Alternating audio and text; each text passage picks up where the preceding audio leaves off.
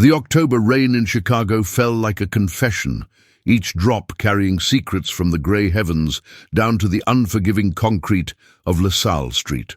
Maria Davis stood at her office window on the 42nd floor, watching the city blur and distort through the Water Street glass, seeing in that distortion a reflection of the case file that lay open on her mahogany desk behind her. The murder of Victoria Ashford had seemed, at first glance, like a story Chicago had told 1,000 times before. Wealth, passion, betrayal, blood. But Maria had learned long ago that first glances were merely the masks that truth wore to hide its real face. The photographs spread across her desk showed Victoria as she had been found in her Lincoln Park townhouse, her body arranged with an almost artistic precision that spoke of calculation rather than passion. The prosecution's narrative was seductively simple. Daniel Morrison, the boyfriend from the wrong side of the economic divide, had killed her for her money, or perhaps for the insurance policy she'd recently changed to name him beneficiary. The evidence seemed to scream his guilt with the clarity of a guilty conscience. His fingerprints on the murder weapon, a kitchen knife from Victoria's own collection, his DNA under her fingernails, the neighbor's testimony placing him at the scene. Even the security footage showing him entering the building that night, though mysteriously corrupted when it came to his exit. But Maria had built her career on understanding that evidence, like memory, could be shaped, molded, even manufactured. She touched the small scar on her left palm, a reminder of her own past, of the night 15 years ago when she learned that justice and law were not always the same creature. That night, she'd been a public defender, watching an innocent man go to prison because she hadn't been skilled enough, hadn't fought hard enough, hadn't seen the truth beneath the carefully constructed lies. Thomas Garrett had died in prison 3 years later, stabbed by another inmate, his innocence proven only after his blood had already soaked into the concrete of his cell floor. The intercom buzzed, pulling her from her reverie. "Miss Davis, James Reed is here to see you." James Reed, the prosecution's golden boy, a man who collected convictions like trophies and wore his success like expensive cologne. Maria had faced him twice before, splitting their encounters evenly, though she suspected he counted her win as 2 losses in his personal ledger. She smoothed her charcoal suit, a armor of professionalism she wore to hide the warrior beneath, and turned to face the door as he entered. He moved through her office with the confidence of someone who had never truly lost anything that mattered, his presence filling the space like smoke from an expensive cigar. At 45, James had the kind of harsh handsomeness that television loved to cast as the crusading prosecutor. Sharp jawline, premature silver at his temples, eyes that could shift from compassionate to predatory in the space between heartbeats. But Maria saw more than the facade. She saw the slight tremor in his left hand that he tried to hide by keeping it in his pocket, the way his eyes didn't quite meet hers when he smiled, the careful construction of his confidence that suggested something fragile beneath. "Maria," he said, settling into the leather chair across from her desk without invitation. "I thought we should talk before tomorrow's jury selection. Professional courtesy." She returned to her desk, maintaining the barrier between them, both physical and psychological. "Since when do you extend professional courtesy, James? Last time we were in court, you tried to have me sanctioned for aggressive questioning." His laugh was rich but hollow, like chocolate that had been left too long in the sun. That was different. The Henderson case was complicated. This one is simple. Your client killed Victoria Ashford. The evidence is overwhelming. I'm offering him manslaughter, 20 years, out in 12 with good behavior. Maria studied him, noting the way he shifted slightly in his chair, the tell she'd learned to recognize over years of reading witnesses and opposing counsel. James Reed was nervous, and James Reed was never nervous when his case was as solid as he claimed. If the evidence is so overwhelming, why offer a deal at all? She asked, her voice carrying the measured calm she'd perfected over years of practice. "Unless, of course, there's something you're not telling me." He stood abruptly, the movement sharp enough to betray his agitation. "I'm trying to save you from humiliating yourself, Maria. And more importantly, I'm trying to save the city the cost of a trial that's already decided. Your client had motive, means, and opportunity.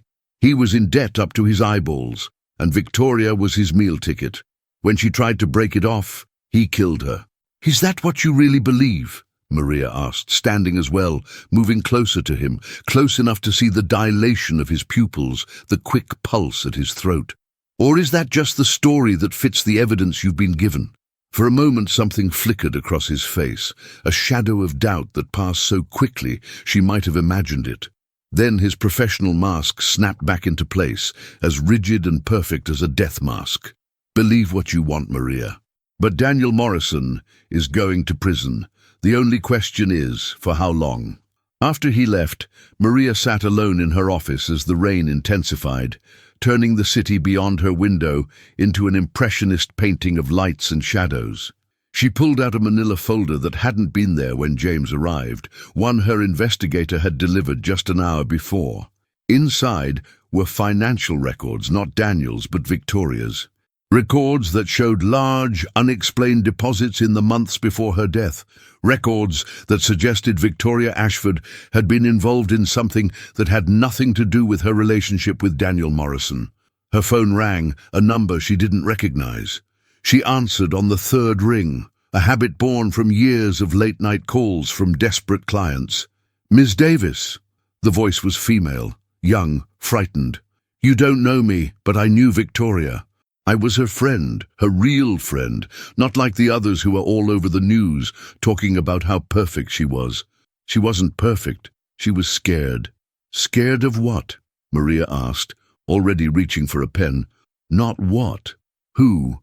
"She told me she'd gotten involved in something with people who don't forgive mistakes. She said if anything happened to her, it wouldn't be Daniel. She loved Daniel. She was trying to protect him." The line went dead before Maria could ask another question. She set the phone down slowly, her mind already reconstructing the case, seeing new patterns in the evidence, new possibilities in the facts. The rain continued to fall, washing the city clean, or at least giving it the illusion of cleanliness. Tomorrow, jury selection would begin, and with it, a trial that would force everyone involved to question not just what they knew, but what they believed about truth, justice, and the prices people paid for both. In her apartment that night, Daniel Morrison sat in the darkness, staring at a photograph of Victoria, remembering their last conversation, the one the prosecution didn't know about, the one where she'd begged him to run, to leave Chicago, to forget her. He'd refused, thinking her paranoia was just another symptom of the anxiety that had plagued her in recent months. Now she was dead, he was facing life in prison, and the real killers were somewhere in the city, confident that their frame would hold, that justice would be perverted in the service of their concealment. But they hadn't counted on Maria Davis, who had her own ghosts to appease, her own failures to redeem.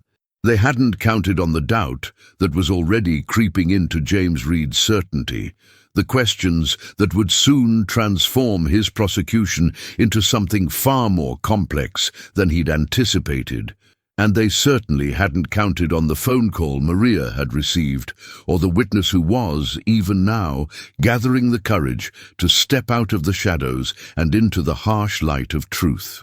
The stage was set for a legal battle that would strip away comfortable illusions and force everyone involved to confront the most difficult question of all. In a world where evidence could lie and truth could be manipulated, how could justice ever truly be served? The Cook County Courthouse stood like a monument to judgment itself, its neoclassical columns rising from the corner of California and Division, like fingers pointing toward a heaven that seemed perpetually out of reach on this gray November morning. Maria Davis climbed the familiar steps, her heels clicking against worn marble that had supported the weight of justice and injustice in equal measure for over a century. Beside her, Daniel Morrison walked with the careful dignity of a man who understood that every gesture, every expression, would be scrutinized by those who had already decided his guilt. Inside courtroom 302, the air was thick with anticipation and the subtle perfume of old wood and human anxiety. Judge Catherine Walsh presided from her bench like an ancient goddess of wisdom, her silver hair pulled back in a severe bun that matched the severity of her reputation. At 71, she had seen enough trials to recognize the scent of something unusual, and her sharp eyes moved between the prosecution and defense tables with the alertness of a predator sensing disturbance in her territory. James Reed was already seated, surrounded by a fortress of legal documents and two junior prosecutors who moved around him like satellites around a planet. He'd chosen a navy suit with a red tie, the colors of reliability and power, though Maria noticed he'd developed a habit of touching his collar, a new tell that suggested his confidence was more performance than reality. The jury selection had taken 3 days. Each potential juror questioned, analyzed, dismissed or accepted based on calculations as complex as any algorithm. Maria had fought for diversity of thought rather than demographic checkboxes, seeking those who understood that truth was rarely as simple as it appeared. James had pursued those who believed in order, in the power of evidence, in the fundamental reliability of the system. The 12 who sat in the box now were a compromise, a collection of contradictions that reflected Chicago itself. A retired teacher, a young entrepreneur, a bus driver, a financial analyst, citizens carrying their own histories of disappointment and hope. James rose for his opening statement, his movement fluid and practiced. Ladies and gentlemen of the jury, this case is about betrayal. It's about what happens when love turns to greed, when passion becomes possession, when a man decides that if he cannot have everything, then no one can have anything at all. He painted a picture with his words, Victoria Ashford coming alive in the courtroom through his description, beautiful, generous, trusting to a fault. He transformed Daniel into an archetype of masculine rage and entitlement, a man who had tasted a life he could never afford and had killed rather than return to his proper place in the social hierarchy. The evidence was presented like a rosary of guilt. Fingerprints, DNA, opportunity, motive, each bead connected to the next in an unbreaking chain. But Maria had learned long ago that chains, no matter how strong they appeared, always had weak links. When her turn came, she rose slowly, deliberately, letting the silence build until even the court reporter seemed to lean forward in anticipation. "The prosecution wants you to believe a story," she began, her voice carrying the quiet power of controlled thunder. "A simple story, a comfortable story, one that confirms what we think we know about how the world works. Rich girl, poor boy, inevitable tragedy. But Victoria Ashford's death wasn't a story. It was a life ended, a future destroyed, a truth buried beneath convenient assumptions." She moved closer to the jury, close enough that they could see the conviction in her eyes, the absolute belief that radiated from her like heat from a forge. Daniel Morrison didn't kill Victoria Ashford. He loved her with the kind of love that doesn't calculate profit and loss, that doesn't weigh advantage against disadvantage. Someone did kill her, someone who needed her death to serve a purpose that had nothing to do with love or passion or any of the emotions we understand. And that someone was clever enough to leave a trail of evidence that would lead directly to the most convenient suspect. The first witness James called was Detective Marcus Stone, a 30-year veteran whose face bore the map of every case that had ever gone wrong, every victim he'd failed to save. He testified to the crime scene with methodical precision, each detail adding weight to the prosecution's case. The knife with Daniel's fingerprints, the defensive wounds on Victoria's hands, the neighbor who'd heard arguing. Maria's cross-examination was surgical in its precision. "Detective Stone, you've stated that the knife had Mr. Morrison's fingerprints on it. Were there any other fingerprints?" "No, ma'am." "None at all?" On a kitchen knife in the victim's own kitchen. Stone shifted slightly. The handle had been wiped clean except for the defendant's prints. So someone cleaned the knife but left Mr. Morrison's fingerprints? How do you explain that? I don't speculate, Counselor. I just report what I find. What you found, Detective, was a crime scene that was simultaneously chaotic and precisely organized. Blood spatter that suggested struggle, but a body positioned with deliberate care. Evidence that was both overwhelming and suspiciously convenient. Doesn't that strike you as contradictory? James objected, but the seed was planted.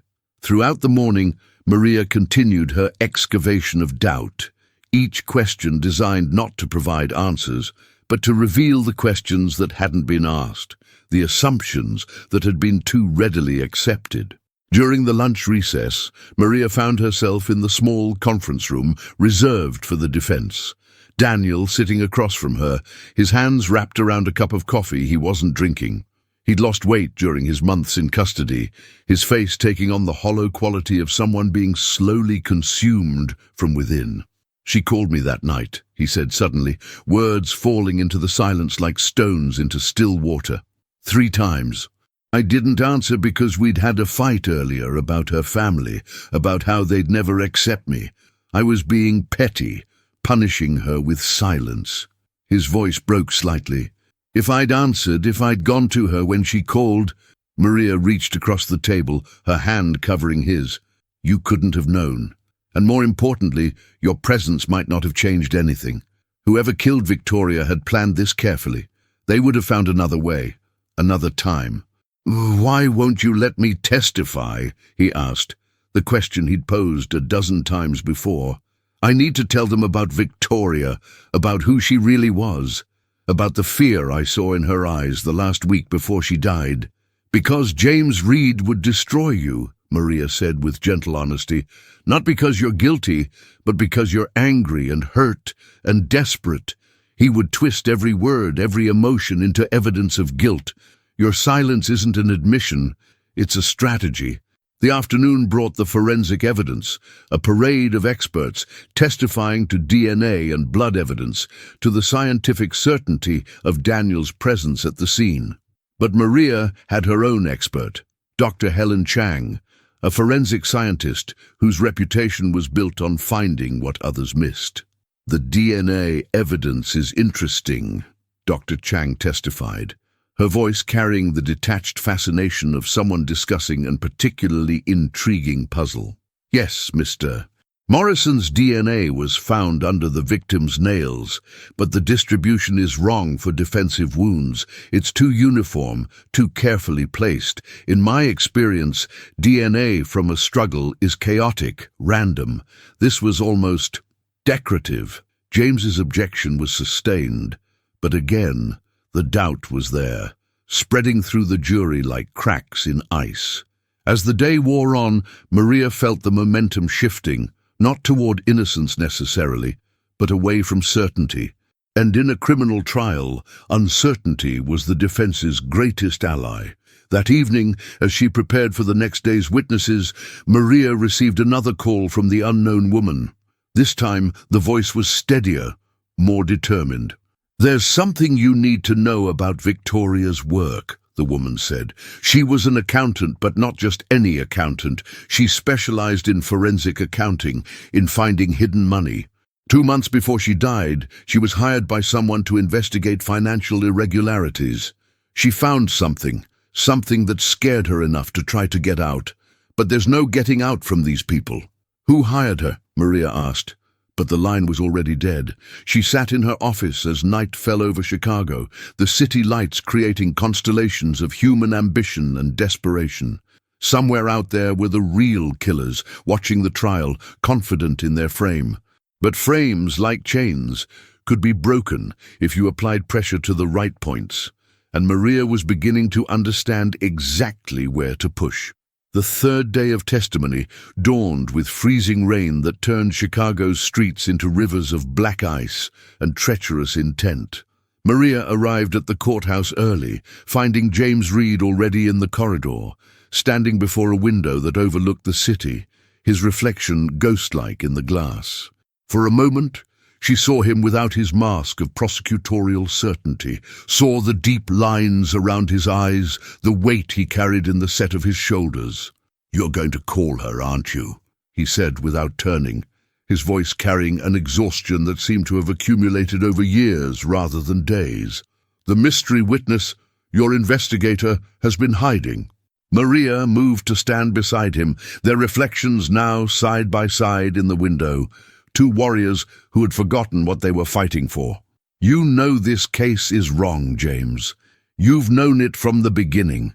The evidence is too perfect, too convenient. Someone orchestrated this." He turned to face her then, and she saw something in his eyes she'd never seen before. Fear, not of losing the case, but of winning it. "Do you know what happens when you pull threads in this city, Maria? Do you know how deep the rot goes? Sometimes the system works not because it's just, but because everyone agrees to believe the same lie. Is that what you've become? Someone who prosecutes innocent men because it's easier than finding the truth?"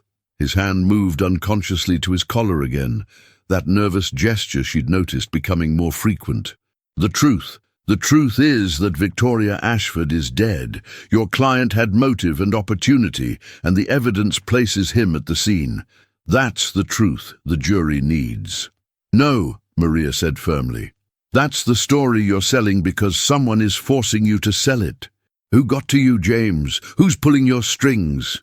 For a moment his facade cracked completely, and she saw the man beneath, brilliant, ambitious, and trapped by compromises that had seemed reasonable at the time but had accumulated into chains he could no longer break.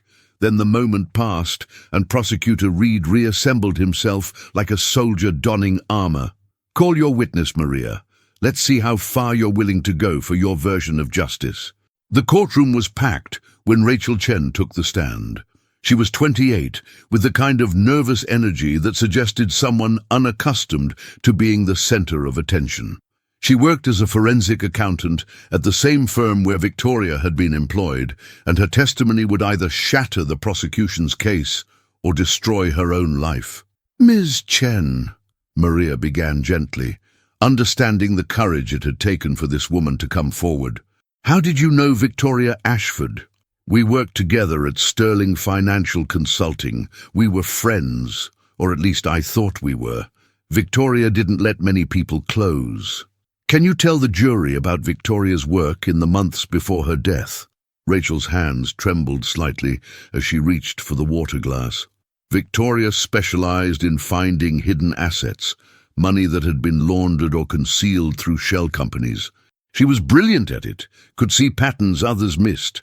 2 months before she died, she was hired for a private job, off the books." James objected immediately. "Relevance, Your Honor. The victim's work has no bearing on the defendant's guilt or innocence." "It does if her work provided someone else with motive for murder," Maria countered.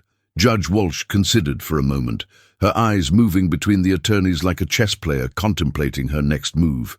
"I'll allow it, but keep it relevant, Ms. Davis." Rachel continued, her voice gaining strength. "Victoria found something in those financial records, something that terrified her. She told me it involved people with connections to organized crime, political figures, money being moved from city contracts into private accounts. She had proof that several major construction contracts had been inflated by millions, with the excess disappearing into offshore accounts." The courtroom erupted in whispers, and Judge Walsh had to call for order twice before silence was restored. Maria could feel the shift in the room, the way the jury leaned forward, the way even the court reporter seemed to type with greater intensity. "Did Victoria report what she found?" Maria asked. "She tried to. She went to the FBI, but nothing happened. Then she started receiving threats. Phone calls where no one spoke, photographs of her taken without her knowledge left under her door. She was being watched, followed. That's why she was so paranoid in the weeks before she died." "Objection!" James was on his feet. "This is hearsay, Your Honor. There's no evidence to support these claims." But Maria was ready. "Your Honor, I have Victoria's own documentation. She produced a flash drive that her investigator had recovered from a safety deposit box Victoria had opened under an assumed name. Financial records, emails, recorded phone calls. Victoria was building a case, and she was killed to prevent that case from being made. The judge called both attorneys to the bench for a heated sidebar that lasted 10 minutes. When they returned, Judge Walsh's expression was grim. "The jury will disregard the witness's last statements. We will recess for the day while I review this supposed evidence in chambers." As the courtroom cleared, Maria noticed two men in expensive suits sitting in the back row, men who hadn't been there for the previous days of testimony. They watched Rachel Chen leave with the kind of focused attention that predators reserve for prey. Maria quickly moved to Rachel's side, guiding her to a secure room. "You're in danger now," Maria said bluntly. "We need to get you protection." Rachel laughed bitterly. "Protection from whom? The people Victoria found are the same people who run this city. There's nowhere safe." That evening, Maria met with Daniel in the courthouse holding area. His eyes held a mixture of hope and fear that made him look younger than his 32 years. "Is it true?" he asked. "Was Victoria killed because of what she found?" "I believe so. But believing and proving are two different things. The judge might not allow the evidence, and even if she does, it only provides an alternative theory. It doesn't prove your innocence." Daniel was quiet for a moment, then spoke with a clarity that surprised her. "Victoria told me once that truth was like water. It always finds a way through, no matter how many barriers you build. She said that's why powerful people fear it so much, because you can't ultimately control it." Accustomed. That night, Maria worked until the early hours, preparing for what she knew would be the most crucial day of the trial. At 2 a.m., her phone rang. She expected the mysterious woman again, but instead, it was James Reed. "Meet me at Millennium Park by the Bean," he said, his voice strange, almost hollow. "Come alone, we need to talk." The park was eerily empty at that hour, the Cloudgate sculpture reflecting the city lights in its polished surface, creating a distorted world that seemed more honest than the real one. James was already there, standing with his back to the sculpture, his breath misting in the cold air. "I've been with the prosecutor's office for 15 years, he began without preamble. 15 years of doing what I thought was right, of believing that the system, while flawed, was ultimately just. But that's not true, is it? The system serves those who control it, and the rest of us are just actors in their play." Maria said nothing, sensing that he needed to speak, to confess, to unburden himself of truths he'd been carrying too long. "They came to me before the trial," he continued. "Not threats exactly. Just a conversation about my career, about my daughter's acceptance to Northwestern, about how unfortunate it would be if certain information about my brother's drug problem became public. They didn't have to say more. I understood. Who are they, James?" He turned to face her then, and she saw that he'd been crying, the tears frozen on his cheeks like evidence of his humanity. People with enough power to make or destroy lives with a phone call. People who Victoria Ashford had the courage to stand against, and your client is paying the price for her courage. "Then help me. Tell the truth." James laughed, but there was no humor in it. "The truth? The truth would destroy everything I've built, everyone I love. And for what? They'll just find another prosecutor, another judge, another way to get what they want.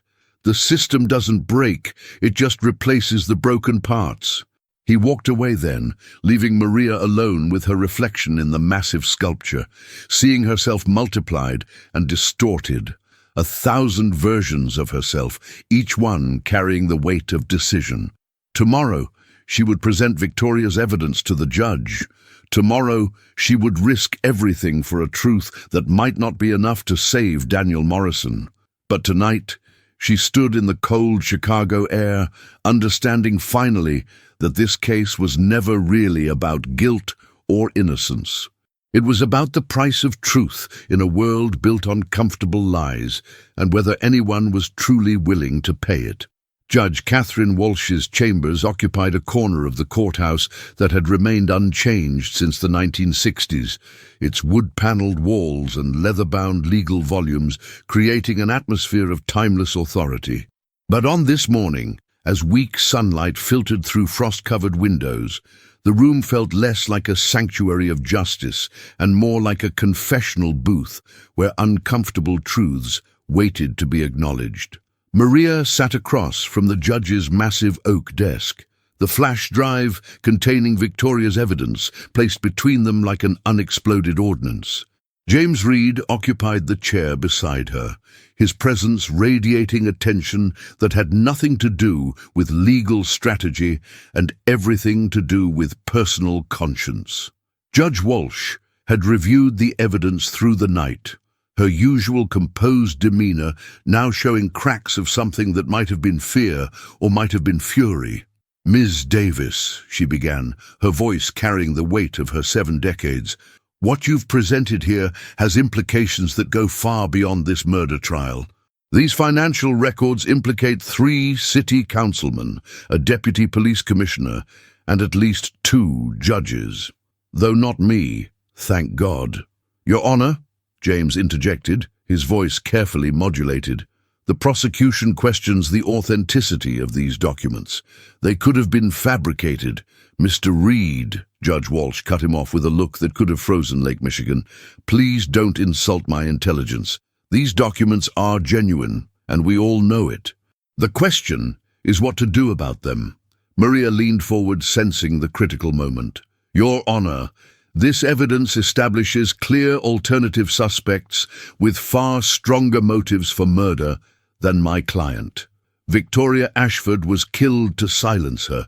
Daniel Morrison is being framed to provide a convenient conclusion to an inconvenient death." The judge stood and moved to her window, looking out at the city that sprawled below, like a patient etherized upon a table. "In my 40 years on the bench, I've learned that justice and law are sometimes different creatures. The law says this evidence is admissible if relevant to the defense. Justice demands it be heard. But wisdom—" She paused, turning back to face them. "Wisdom understands that some truths are too large for a single courtroom." "Then what do you propose, Your Honor?" Maria asked, though she feared the answer. "I propose a compromise that will satisfy no one completely, but might prevent a greater catastrophe. The evidence will be admitted, but sealed. The jury will be told that alternative suspects with financial motives have been identified, but the specific details will be restricted. Mr. Morrison deserves his freedom, but this city doesn't need the chaos that would come from a full revelation." James shifted in his chair. "The prosecution would need to consider any plea arrangement." "There will be no plea," Judge Walsh said firmly. "The prosecution will present its remaining case and Ms. Davis will present her defense. But both of you will do so understanding that this trial is no longer just about Daniel Morrison. It's about whether this city's justice system has any integrity left to preserve." 2 hours later, the courtroom reconvened. The atmosphere was electric with unspoken tension, as if everyone present could sense that something fundamental had shifted. The 2 men in expensive suits were back, now joined by a third, and Maria noticed how James's hands trembled slightly as he arranged his papers. "Your Honor," James rose, his voice steady despite the tremor in his hands. "The prosecution would like to recall Detective Marcus Stone to clarify certain aspects of his earlier testimony." It was a surprise move, and Maria watched carefully as the detective retook the stand. Stone looked different from his earlier appearance, something in his posture suggesting a man who'd made a difficult decision. "Detective Stone," James began, "in your earlier testimony, you stated that the crime scene showed signs of both chaos and deliberate organization. Upon further reflection, do you have any additional observations about this apparent contradiction?" Stone looked directly at the jury as he spoke. "I've been a detective for 30 years. I've seen hundreds of crime scenes. This one troubled me. The evidence was too perfect, too complete. In my experience, real crime scenes are messy, confused. This one felt staged." The courtroom erupted. Judge Walsh called for order, while James continued with questions that seemed designed to undermine his own case. Maria realized with stunning clarity what was happening. James Reed was throwing the case, but doing it in a way that would appear to be pursuing justice rather than abandoning it. "Detective, are you saying you believe someone other than the defendant might have committed this crime?" "I'm saying that in my professional opinion, the evidence suggests the possibility of a frame-up." "I should have said so earlier, but—" Stone paused, choosing his words carefully. "But sometimes we see what we expect to see rather than what's actually there." When Maria rose for her cross-examination, she felt the weight of everyone's expectations. This was the moment that would either free Daniel Morrison or condemn him, despite the doubts being raised. "Detective Stone, what changed between your initial testimony and today?" Stone met her gaze steadily. "My conscience, counselor. I realized I was part of a system that was more interested in closing cases than finding truth. Victoria Ashford deserves better. Daniel Morrison deserves better. This city deserves better." The rest of the day proceeded like a carefully choreographed dance of revelation and restraint. Maria presented her evidence about Victoria's financial investigation, careful to follow Judge Walsh's restrictions while still painting a picture of a woman who had stumbled onto dangerous secrets. She called character witnesses who testified to Daniel and Victoria's relationship, to the love that had been genuine despite the economic disparity. When Daniel Morrison finally took the stand, against Maria's earlier advice but with her eventual blessing, his testimony was simple and devastating in its honesty. "I loved Victoria," he said, his voice breaking slightly. "Not her money, not what she could do for me, but her. She was brilliant and complicated and sometimes difficult, but she was also kind and brave and willing to fight for what was right. She died because she wouldn't look away from corruption, and I'm on trial because someone needs to be punished for her death. But punishing me won't bring her back, and it won't bring justice. It'll just be another lie added to all the others." James's cross-examination was perfunctory, almost gentle, as if he couldn't bring himself to attack a man he now knew to be innocent. When closing arguments came, both attorneys seemed to be arguing for the same thing from different angles: the pursuit of truth in a system designed to obscure it. Maria's closing was passionate but controlled. "Ladies and gentlemen of the jury, you've been asked to determine guilt beyond a reasonable doubt, but this entire case is built on doubt. Doubt about the evidence, doubt about the motives, doubt about what really happened to Victoria Ashford. When doubt is this profound, this systematic, you have only one responsible choice: not guilty." James's closing was perhaps the most remarkable of his career, not for its prosecution of Daniel Morrison, but for its subtle acknowledgement of the case's weaknesses. "The state has presented evidence," he said, his voice carrying a strange note of sadness. "You must weigh that evidence against the questions raised by the defense. You must decide not what you feel, but what you know. And if what you know is insufficient for conviction, then you must act accordingly." The jury deliberated for 6 hours. When they returned, the forewoman, the retired teacher, stood with tears in her eyes. "We, the jury, find the defendant, Daniel Morrison, not guilty of murder in the first degree." The courtroom erupted in chaos. Daniel collapsed in his chair, sobbing with relief. Maria felt exhaustion so profound it seemed to reach into her bones. But as she watched the two men in expensive suits leave quietly, their faces expressionless, she knew this victory was incomplete. Outside the courthouse, in the cold November air, she found James Reed standing alone, looking older than his years. "You did the right thing," she said quietly. He laughed bitterly. "Did I? I just ended my career. Probably my marriage when the financial pressures hit. Maybe even my life if the wrong people decide I'm a liability. All for a truth that will never fully come to light. But Daniel Morrison is free. One innocent man is free," James corrected. "How many others are in prison because I was too afraid to look beyond the convenient evidence? How many Victoria Ashfords died because people like me chose career over conscience? Maria had no answer for that. They stood together in silence, two lawyers who had won and lost simultaneously, who had glimpsed the machinery behind justice and found it corroded beyond repair. 3 weeks later, Maria received a package with no return address. Inside was a letter from Rachel Chen, postmarked from Vancouver. She had fled Chicago, understanding that her testimony had made her a target. With the letter was a second flash drive, containing the full details of Victoria's investigation, names and dates and amounts that painted a picture of corruption so vast it seemed impossible to combat. Maria sat in her office, holding the drive, knowing she held enough information to destroy dozens of careers, to reveal the depth of Chicago's institutional rot. But she also knew what had happened to the last person who tried to expose these truths. She thought of Daniel Morrison, who had left Chicago the day after his acquittal, understanding that innocence and safety were not the same thing. She thought of James Reed, who had resigned from the prosecutor's office and now taught at a community college, his brilliance dimmed, but his conscience finally clear. She thought of Victoria Ashford, whose courage had cost her everything, but had perhaps planted seeds of change that might one day bloom. In the end, Maria locked the flash drive in her safe, not as surrender but as strategy.